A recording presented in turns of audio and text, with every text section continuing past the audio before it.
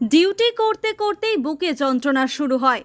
তড়িঘড়ি খনির নিচ থেকে উপরে তুলে চিকিৎসকের কাছে নিয়ে গেলে খনি কর্মীকে মৃত ঘোষণা করা হয়। পশ্চিম বর্ধমান জেলার দুর্গাপুরের পাণ্ডবেশ্বর কলিয়ারির ঘটনা। মৃত্যুর খবর পেয়ে পৌঁছে যায় পরিবারের লোকজন। কর্মরত অবস্থায় খনিকর্মীর মৃত্যুর ঘটনায় আর্থিক ক্ষতিপূরণের দাবি জানিয়ে বিক্ষোভ দেখান খনিকর্মীরা।